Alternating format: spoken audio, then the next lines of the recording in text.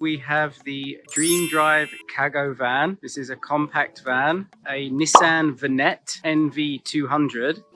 Dream Drive is our preferred supplier of camper vans. We actually have two of these in another format. It's black, the Sakura family wagon. These are our most popular vans. So the main feature of this van is the fact that it's a very simple layout and simple design. So you have this entire semi-double bed, which takes the entire width of the van. Unlike a lot of other vans that over-elaborate with shelves, sinks on either side, which does reduce the width of the sleeping bed area. The most popular thing about this van is for two adults. It sleeps very, very comfortably. Here is the simple electronic unit where you can switch on and off the second battery. That battery is charged in two ways. Number one, charged by the vehicle engine being on. As you drive this vehicle, it will be charging this battery. Right now you can see it's at 4.1% charge. That goes up to 100. The secondary way that you can keep the battery full is a cable that plugs into the van over here.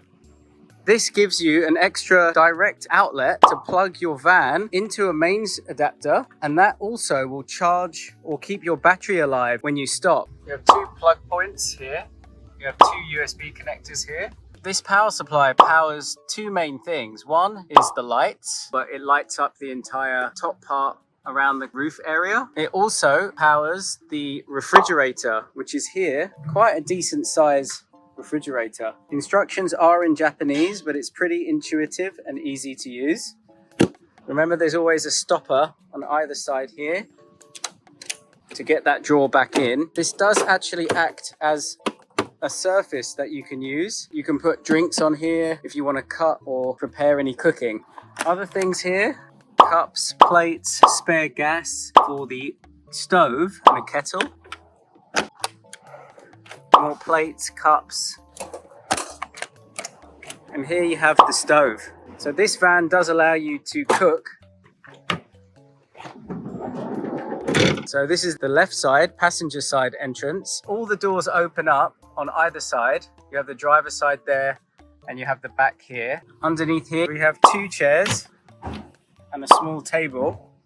This is the driver's side. So here we have two chairs. Here we have the Rhino Rack Sunseeker awning.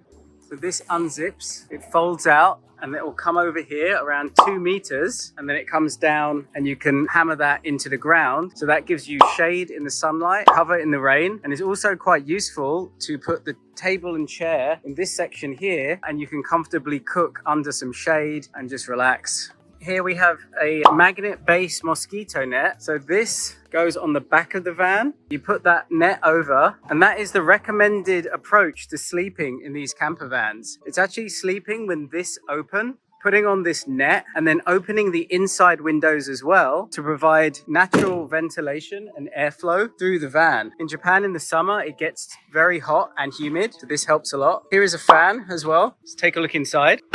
This is 2.2 meters in height. There is a roof rack as well, which gives it a little bit more clearance at the top, so do be careful about that. This van takes regular gasoline. There is a button here that opens the gas. More than 50% of gas stations in Japan have somebody serving you. So they will actually put the gas in for you. No tips required in Japan, remember? Great level of service in this country. It's a very simple and easy van to drive. It's narrow. It parks pretty much in any regular car spot with no problems, with even extra clearance both on the sides or in front. There is a simple phone holder here. This is an automatic. Air conditioning, very good. Important in the summer, very, very humid in Japan, in July and August in particular. You have this kind of digital but also analog Bluetooth connection. You have a couple of Bluetooth ports on either side, and this will tune directly into this radio station on an FM frequency, and then that will come as an output from the speakers of the van, so you can listen to music whilst you drive. Here is the ETC electronic toll card. This is the unit. So this card goes in here.